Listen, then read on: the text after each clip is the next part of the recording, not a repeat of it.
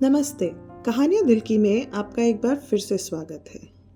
जीवन में एक चीज़ है जिसकी खोज हम सभी कर रहे होते हैं, जिसे पाने की लालसा हम सबके अंदर होती है, और वो है खुशी। हमारी आज की कहानी इसी बारे में है। तो चलिए शुरू करते हैं आज की कहानी, खुशी की खोज। सुंदरपुर नामक एक छोटे से शहर में, जो हरे भरे खेतों और खिलते गेंदों के बाग के बीच बसा था, मीरा नाम की एक युवती रहती थी। सुंदरपुर एक ऐसा स्थान था जहां जिंदगी धीरे धीरे चलती थी, जहां पड़ोसी एक दूसरे को नाम से जानते थे और स्थानीय ढाबे से ताज़ा पराठे की खुशबू अक्सर आती थी।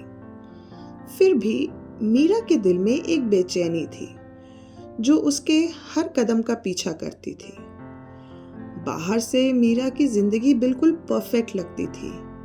वो एक पुस्तकालय में काम करती थी, अपनी प्रिय कहानियों के बीच। उसका घर एक प्यारा सा कॉटेज जिसमें चमेली की बेलें चढ़ी हुई थी। फिर भी कुछ कमी थी। वे अक्सर सोशल मीडिया पर चमचमाती तस्वीरें देखकर अपनी जिंदगी की तुलना करती थी। भव्य शादियां, शानदार त्योहार, बड़ी बड़ी उपलब्धियां, वो सब जो उसे लगता था कि उसकी जिंदगी में नहीं था। एक सर्दी की सुबह जब वो पुस्तकालय में किताबें सजा रही थी, उसे एक पुरानी डायरी मिली जो कविताओं की किताबों के बीच में छुपी हुई थी। उस डायरी के कवर पर लिखा था, छोटी छोटी खुशियां। उत्सुक होकर उसने उसे खोला और पाया कि उसमें साधारण रोजमर्रा की छोटी छोटी खुशियों का वर्णन था। बच्चों की हंसी, बारिश की गीली मिट्टी की खुशबू, ठंड के दिनों की एक कप चाय का आनंद। इन साधारण बातों ने मीरा को बहुत प्रभावित किया। उसमें कोई भव्यता नहीं थी, बस एक सच्ची ईमानदारी जो सादगी का सौंदर्य बढ़ा रही थी। प्रेरित होकर मीरा ने एक प्रयोग करने का निर्णय किया। हर दिन वो एक छोटी सी चीज के बारे में अपनी डायरी में लिखती थी जिससे उसे खुशी मिली।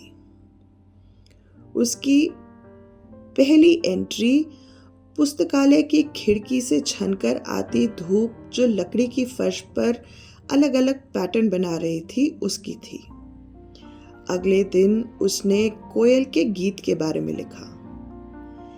धीरे धीरे मीरा ने और अधिक चीजें नोटिस करनी शुरू कर दी।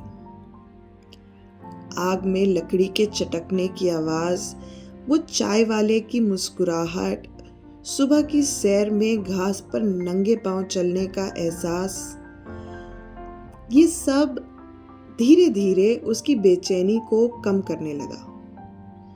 मीरा अब वर्तमान को अधिक महसूस करने लगी थी और तुलना के जाल से मुक्त हो रही थी। उसे एहसास हुआ कि खुशी कोई बड़ी चक्की या धूमिल चीज नहीं है, बल्कि रोजमर्रा की जिंदगी के छोटे छोटे क्षणों में बसी है। एक शाम जब वे गुलाबी और बैगनी रंगों से सजे आसमान के नीचे घर लौट रही थी, तो उसने एक बुजुर्ग व्यक्ति मिस्टर भास्कर को पार्क की बेंच पर बैठे देखा। भास्कर अपने खुश मिजाजी के लिए मशहूर थे। हालांकि वो अकेले रहते थे, पर हमेशा खुश रहते थे।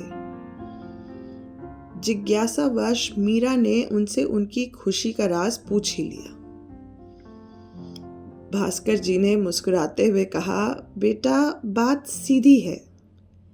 मैं जो मेरे पास है उसी में खुशी ढूंढता हूँ। एक अच्छी किताब, फूलों की खुशबू, एक दिलचस्प बातचीत, ये खजाने या खिलौने नहीं हैं। जिंदगी क्षणों का संग्रह है। जितना तुम इन्हें देखोगी उतना ही समृद्ध महसूस करोगी। उनके शब्दों ने मीरा को गहराई से प्रभावित किया। उसने अपनी वो डायरी में लिखने की आदत जारी रखी, लेकिन अब वो अपनी खुशियां दूसरों के साथ साझा करने लगी थी। जो किताबें लाइब्रेरी में लौटाई जाती थी, उनमें उसने छोटे छोटे नोट छोड़ना शुरू कर दिया था। पुरानी खुशबू बीते कल की कैसी याद दिलाती है, उसने एक में लिखा। एक अजनबी का अच्छा व्यवहार पूरे दिन को रोशन कर सकता है, दूसरी किताब में लिखा। धीरे धीरे सुंदरपुर के लोगों ने भी इसे नोटिस करना शुरू कर दिया था। प्रेरित होकर उन्होंने भी अपने अनुभव साझा करने शुरू कर दिए। कम्युनिटी बोर्ड पर छोटे छोटे पोस्टेड नोट्स दिखने लगे थे। डब्बों में रखी ब्रेड में संदेश मिलने लगे थे। कभी शांत रहने वाला यह शहर अब एक नए अनुभव और एक नई उमंग के साथ भर गया था। मीरा की डायरी, जो कभी व्यक्तिगत चिंताओं का संग्रह थी, अब पूरे शहर की सामूहिक खुशियों से भर चुकी थी।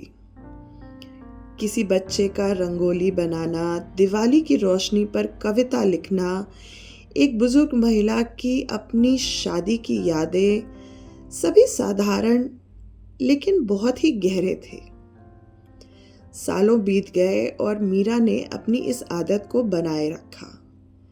जिंदगी ने बहुत सी चुनौतियां दी, दुख, परिवर्तन, परेशानियां, लेकिन उसने रोजमर्रा की छोटी खुशियों में सुकून ढूंढ लिया था। अब उसे सोशल मीडिया की तस्वीरें देखकर उलझन नहीं होती थी। और इस प्रकार सुंदरपुर में, जहां गेंदों के फूल हर आंगन में खिलते थे, हंसी गलियों में गूंजती थी, खुशी अब दूर का सपना नहीं था, बल्कि छोटे छोटे पलों में बसी एक वास्तविकता बन गई थी। आशा है आपको हमारी आज की कहानी पसंद आई होगी और आप अपनी ज़िंदगी में भी इन छोटी छोटी खुशियों को महसूस करना शुरू कर देंगे। धन्यवाद।